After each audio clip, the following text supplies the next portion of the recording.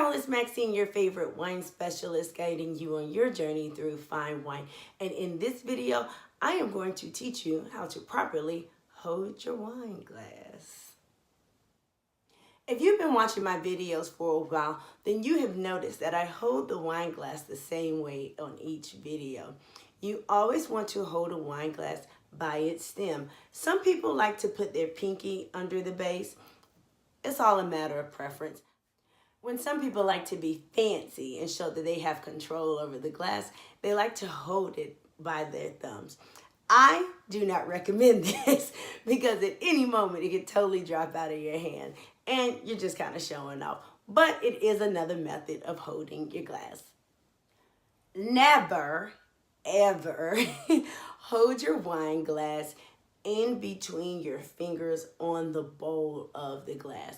For one, it looks tacky. You're not drinking cognac. When you have a glass of wine in your hand and you're holding it by the stem and you're about to drink it, always give it a light swirl. This light swirl just gives it some air so the wine can really express itself. If you're unable to do this just in your hand, do it on the table so you can have more control. Again, this takes time. Some people, again, like to be fancy with this swirl. A simple swirl will do. You don't need a serious vortex in your glass. Now that we have swirled our wine, we want to snip and get to my favorite part, tasting it. When drinking your wine, you want to remain at the same lip mark that you have started.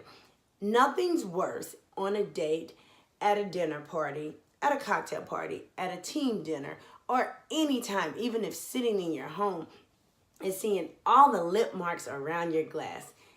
It doesn't look well. Return to the same lip mark each time you drink your wine so you just have that singular mark. Until we meet again, drink good, live well.